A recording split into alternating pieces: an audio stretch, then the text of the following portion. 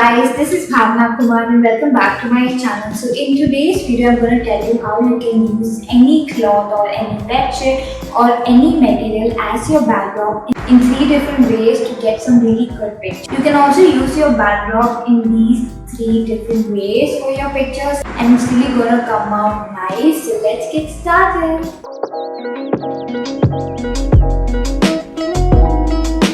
So the first way is where you have to use your backdrop or the cloth like a normal one, like sticking it behind you, like taping it or sticking it or hanging it behind you. I use clip to hang it behind me. So the material I have used is a normal material that I bought to actually stitch a skirt, but I never got the confidence to stitch the skirt, so I thought why not use it as a backdrop. So I just clipped it behind me and started taking pictures. These are the pictures that I got.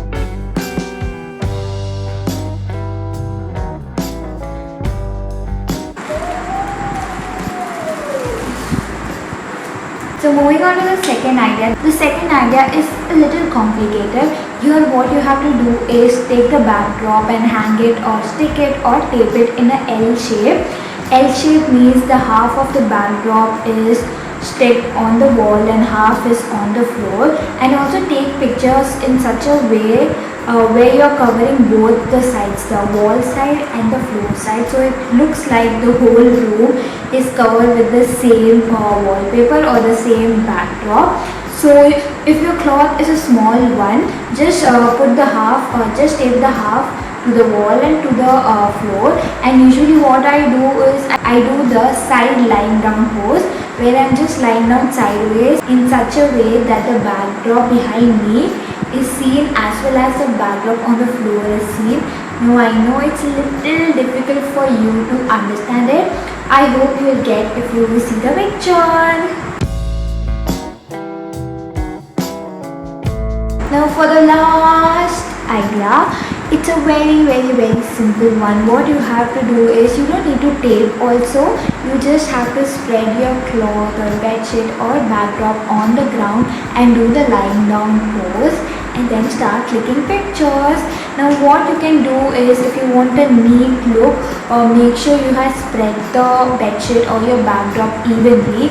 But if you want to give like a messy portrait, then what you do is spread the bedsheet or your cloth and just make sure there are chinks in it or there are little foldings, so it looks a little messy. It's your choice how you want. You want it to be a neat one or a messy. Here are the pictures.